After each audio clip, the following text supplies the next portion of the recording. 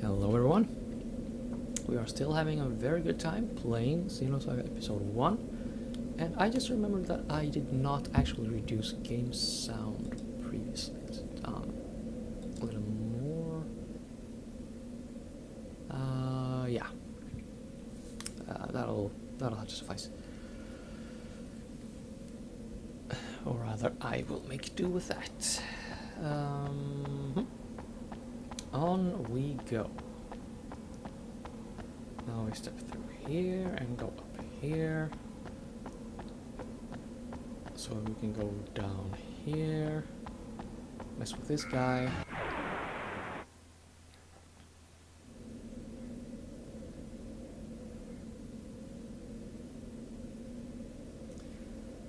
Okay.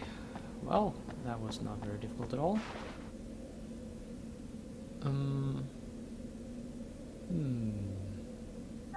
Yeah. Now we are at that point where I wanted to use the double storm waltzes. Goody.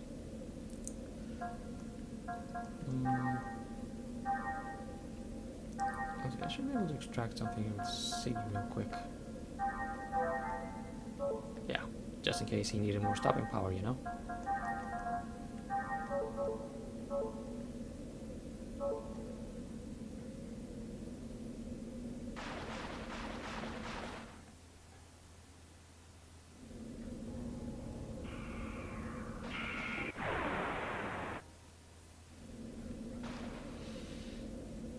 Alright, those things are indeed very, very vulnerable to piercing damage. Good to know.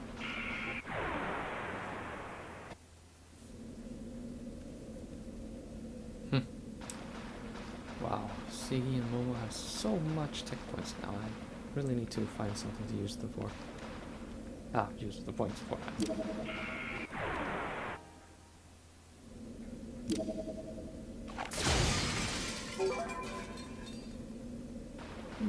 By the way, how do you all think about the lighting here?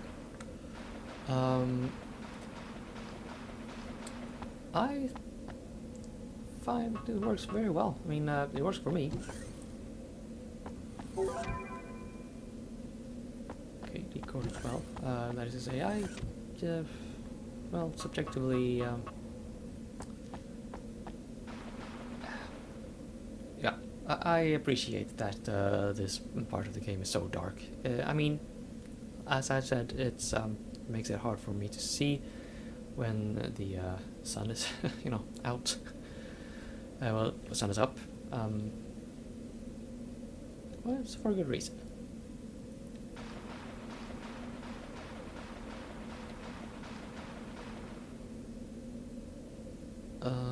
Let's see. We are here. Just a second.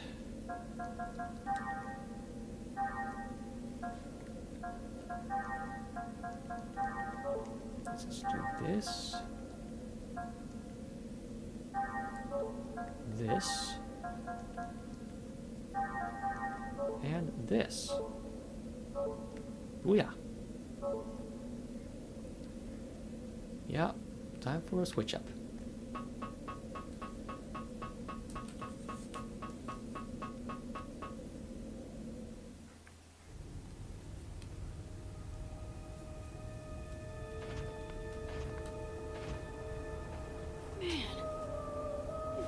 Kidding. What's wrong? Oh. The UTIC Organization Central Tower. Labyrinthos. Labyrinthos?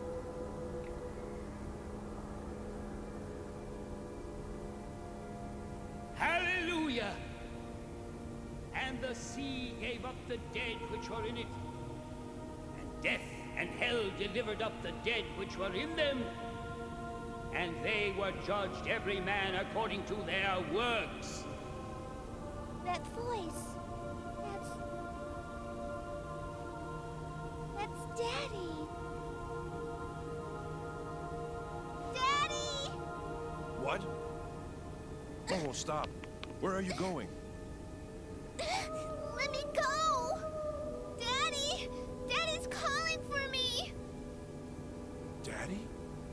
Is that really him? That's And Joachim death Mizrahi. and hell Without were a cast doubt. into the lake That's of fire. Joachim Mizrahi. This is the second death.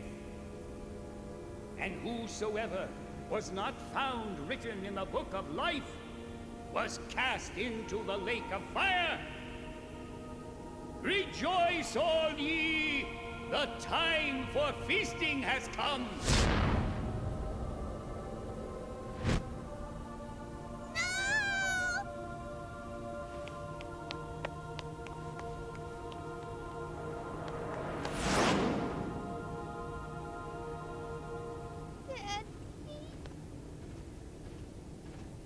Daddy!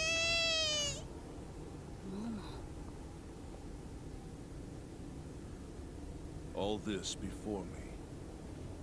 Is this really Milsha from 14 years ago?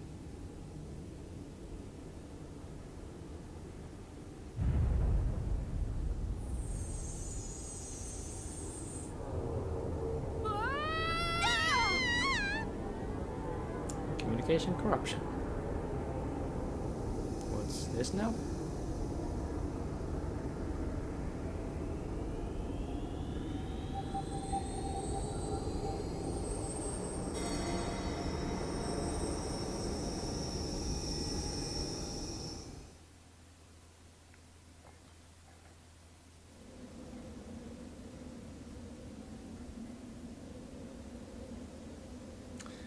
Ah, save point. Excellent. Let's see, where are we in the episode? Right, sort of in the middle. Yeah. Okay. Well, we'll just have to make another mid-episode cut. But before I do, I just want to point out that, well, I just want to discuss the previous cutscene a little. Must have been fun to be Momo and witness that, right? Having her idea of her father as a stand-up, decent, nice guy, and then you see that, he just, well, there's an explosion and he's not catapulted, just blasted off the side of a building and just tumbling to a certain death. Yeah, this game is, well, yeah, this entire series does some really nasty things to Momo. Let's not miss any words there.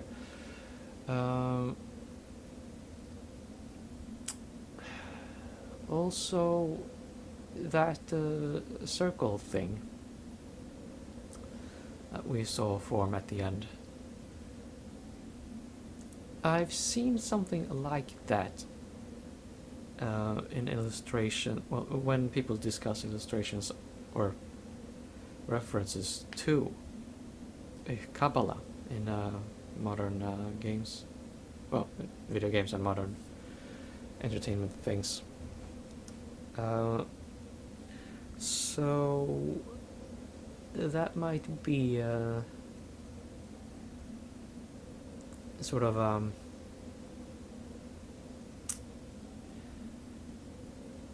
a signal that this is something to do with Momo's development as a character, to her, later in the series state, if you will, growth. It's a little hard to put a finger on anything specific, but, well, we'll be seeing that particular illustration a lot more. Where, of course, has some different connotation, a little more catastrophic. Anyway, this has been an episode. No, it has not. It has been a part of an episode, and well, it's been a long sitting anyway. And I wasn't feeling very well. I wasn't feeling quite up to it when I started, and I feel even less up to it now. So I will save the game, and I will leave it here for a couple of days. And hopefully I should be quite well when I return and wrap this episode. See you then, please. Okay, so we're back at, back at this, and I am doing this commentary in post-production. There are a few reasons for that. Mostly, well, my throat is kind of fragile these days, and I don't want to strain myself too much, so I can, go to work and stuff. I'm recording this commentary on a Friday, by the way, and I get to go to work on a Saturday. Just no brief thing. It's not a full work day, so chill. Also, I'm kind of involved in the whole healthcare sector. Just guessing around for a word there. Nothing to do with coronaviruses, although the lab building where I work does receive coronavirus samples. Samples for coronavirus testing. That is how you English. I can word. Here's me discovering that I can actually do shit with my ether points. Woo!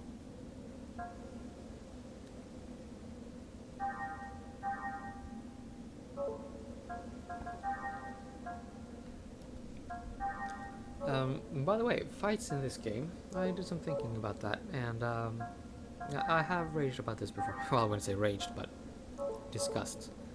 Anyway, I have discussed. Ow, my eye. Jesus. Yeah, I had some chili with my dinner and stuff gone on my finger, and I just put my finger very close to my eye and rip eyeball. Just going to leave it at that. Yeah, the fights in this game, I think they do actually take just as much time as fights in episode 2. But we did not complain about that with regards to this game. I've been thinking a little bit about why that could be as well. And I figure that in episode 2, I mean, we spend most of the time just building up stock and ready our boost gauge. In this game, well, I mean, you can use ethers to increase your boost gauge, sure, and items, although those are very rare. But you do not play these two games in anywhere near the same way. So you don't notice the time passing quite as much in episode 1 because you actually spend that time punching things. So yeah, that is me basically saying that episode 1 has an objectively better combat system than episode 2. Although, to be fair, in episode 2 you can do some really, really crazy exploits and just get crazy high damage on stuff. You don't have that same option or those opportunities in episode 1. Beyond maybe using Shion's Sanitizer, that is a guaranteed 9,999 damage. So, well, you can certainly make the argument that episode 2 is objectively more interesting. And here's my disc going a little strange, or my disc reader. I'm really starting to get worried about my little console there. Oh.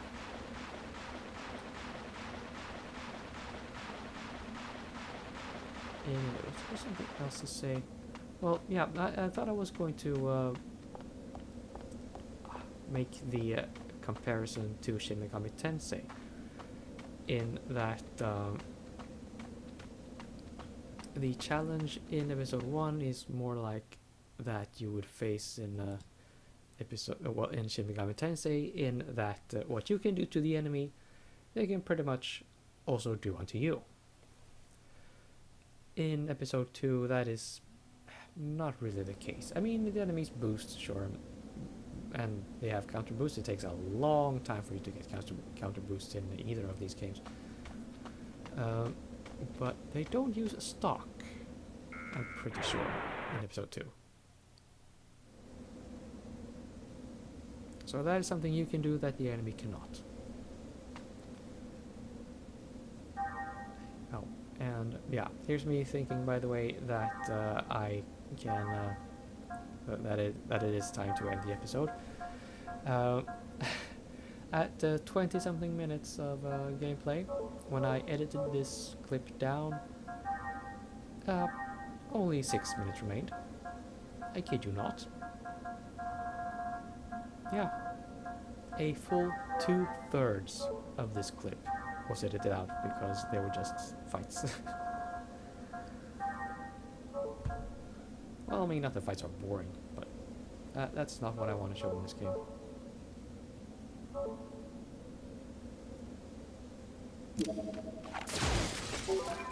So, stay tuned for this. So we have not a whole lot more to do in this dungeon. Yeah, here's creepy Mr. Bunny. Well, on the screen after this, we're going to be getting some cutscenes and see some kind of a church that may actually reappear in Xenoblade Chronicles 2. Fun fact. But then we are faced with the boss of this dungeon, and that is going to be in the next episode. There's a little spoiler there, but holy shit, it's going to be a doozy.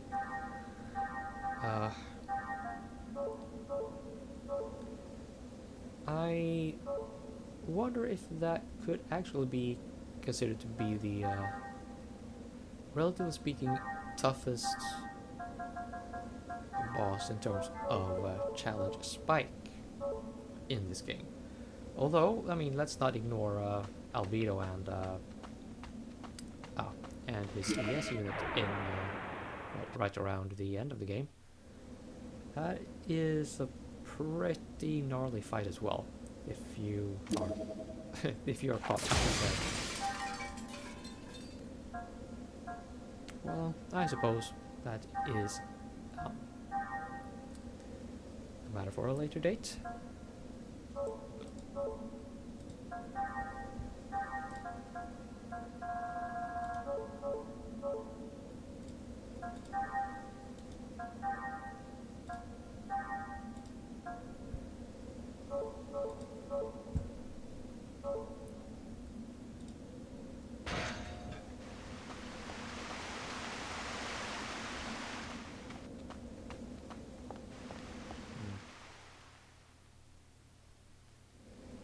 Well, those fights with the kobolds, they do give a fair amount of points, when I think about it.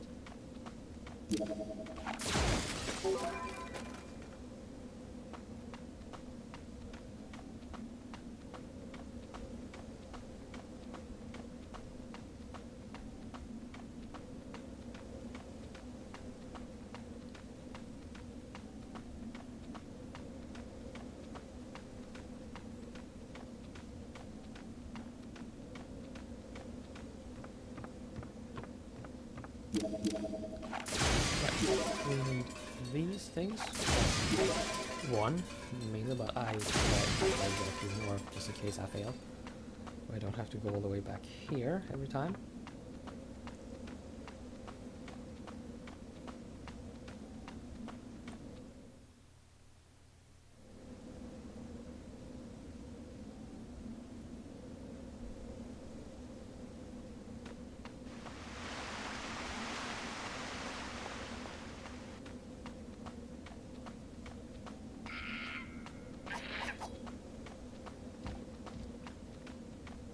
Yeah, we'll deal with that kobold later. Yes, try. And there's a bit of a shenanigan here with Mr. Bunny's eyes. Experienced players of this game will know, but you need to stay ahead of him because, as you can see, he has a face at the back of his head, and that is the face that can see Shield.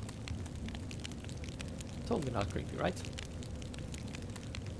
Also, this little neck of the woods happens to have a bit of a shower cabin. You can see it over on the left of the screen right now. Good. I wonder if that is a reference to Xenogears. A certain scene there. That shit was creepy, yo.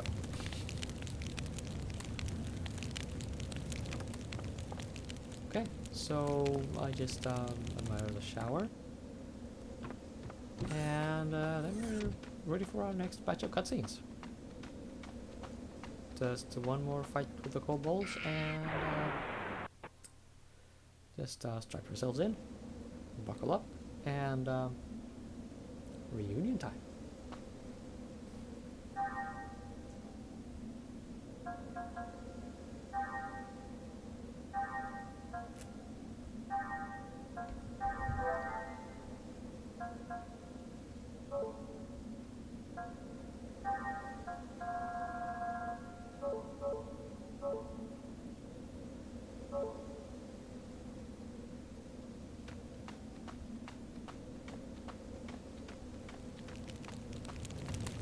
And I, took a wrong turn here. It's fine. I'm good at this game. Just it's been some time since I played this game. Okay. And I don't see very well on my TV. It gets very dark in this game, and I don't mean the themes. I do mean the picture. And the music track you hear here, by the way, is titled Warmth. One of the prettier pieces. I may have said this before. Junior.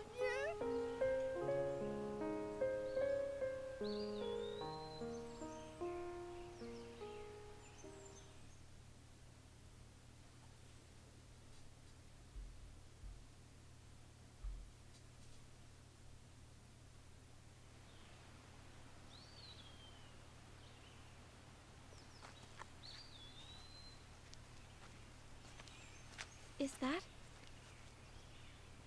a church? Junior! How did you all get here? Beats me. As soon as you dived, everything went all hazy. And the next thing I knew, we were here. After that, there were all sorts of visions. Did we all get pulled into the Chief's Encephalon dive? That's impossible. None of you were connected. If Cosmos Oscillation Pulse caused a countercurrent to flow through the dive unit, it's not inconceivable. The ones we use are non-contact types, after all. Even if that were the case, the simple dive unit couldn't handle that great a load. There would have to be some other external force. I've been waiting Encephalon. a long time for all of you. Regardless of how we got here, this is Cosmos mainframe. Our memories found a common resonance within her, and resulted in the creation of this world. That's what it feels like to me. But I don't remember ever being in a place like this. I wonder if perhaps memories, in other words, events that occurred in the past, become stronger, more selective, and gain a higher priority when they resonate with others that share identical axes in time and space.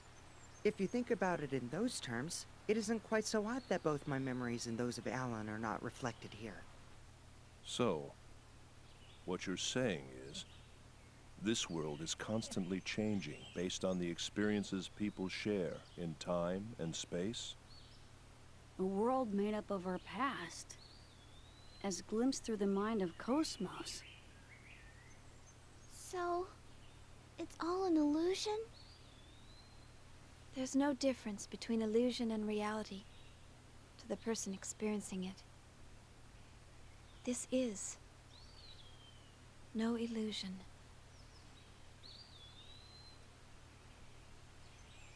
Chief. All of you must accept the entirety of your memories. So that's what she meant.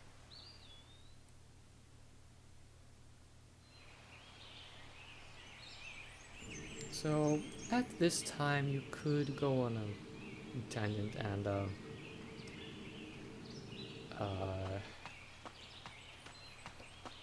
discuss the nature of memories and the Unus Mundus, collective subconscious theory, which is a real thing, by the way. The theory, that is, not the Unus Mundus itself. Who knows about that? Anyway. But I'm not going to do that. Now we're going to get some more cutscenes.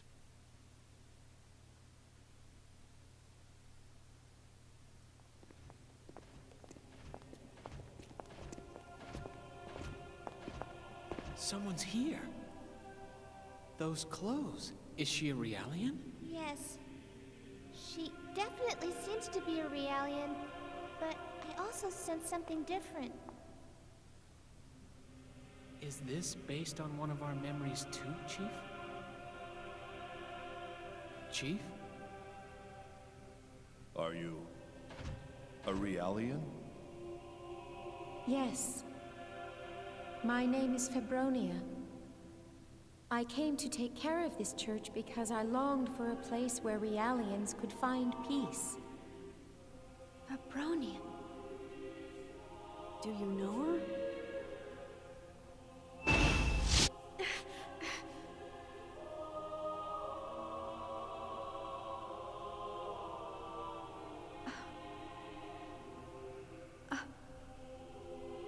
I know you.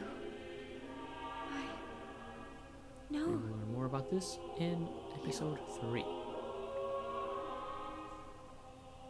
But... no. I don't want to remember. We'll learn more about that as well in episode 3. It's... pretty nasty, actually.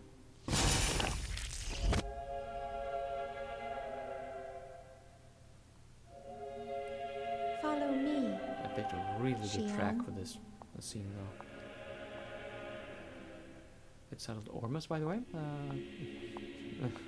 I think I talked a lot about this track in the beginning of the game as well, with Sigietta Pleroma. The instant you open that door, you will come face to face with yourselves. It will be an experience full of sorrow and pain, but it is, both to you and to us, a very, very important experience.